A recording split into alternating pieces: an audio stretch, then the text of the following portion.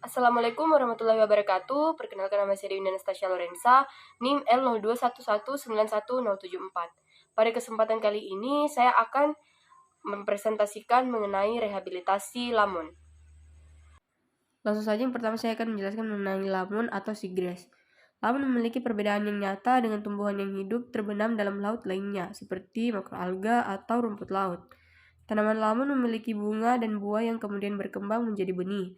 Pertumbuhan lamun sangat dipengaruhi oleh faktor-faktor internal seperti kondisi fisiologis dan metabolisme, serta faktor eksternal seperti zat-zat hara dan tingkat kesuburan perairan. Di seluruh dunia diperkirakan terdapat sekitar 55 jenis lamun, di mana di Indonesia ditemukan sekitar 12 jenis dominan lamun tumbuh subur, terutama di daerah terbuka, pasang surut, dan perairan pantai yang dasarnya berupa lumpur, pasir, kerikil, dan pecahan karang mati dengan kedalaman 4 meter. Selanjutnya, fungsi dan peranan lamun. Lamun merupakan ekosistem yang tinggi produktivitas organiknya dengan keanekaragaman biota yang cukup tinggi.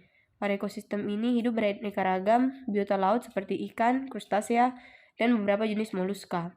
Ekosistem lamun mempunyai peranan penting dalam menunjang kehidupan dan perkembangan jasad hidup di laut dangkal.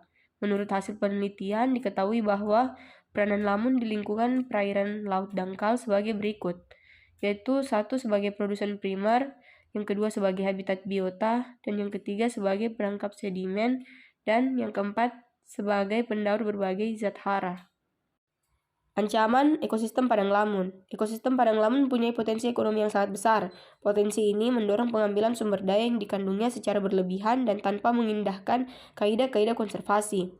Ancaman yang mengakibatkan terdegradasinya ekosistem padang lamun ini bisa disebabkan dari aktivitas manusia seperti pertanian, pertambakan, industri pertambangan, pengembangan kota, dan reklamasi, dan pengaruh dari proses-proses alami seperti angin, arus, hujan, gelombang, dan sebagainya.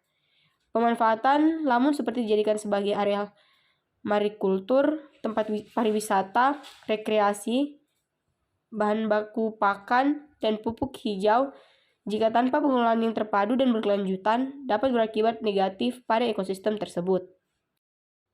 Upaya rehabilitasi yang dapat dilakukan yaitu menggunakan metode penanaman atau transplantasi lamun sebagai salah satu cara untuk memperbaiki atau mengembalikan habitat yang mengalami kerusakan.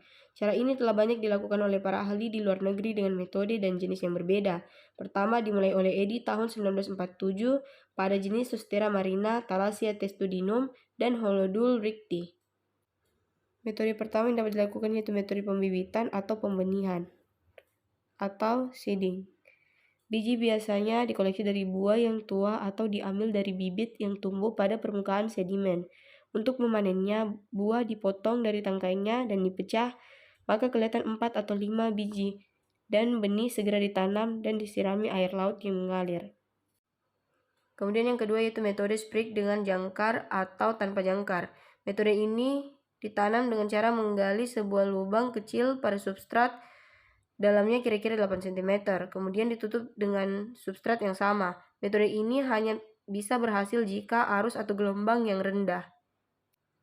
Kemudian yang ketiga yaitu metode plug, yaitu pengambilan bibit tanaman dengan patok paralon dan tanaman dipindahkan dengan substratnya.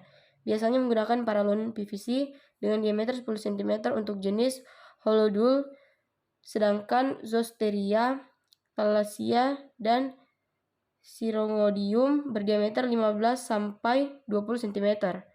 Metode plug dengan menekan ke tanaman masuk ke substratnya, kemudian ditransplantasi pada lubang yang sama dengan kedalaman 45 cm atau lebih.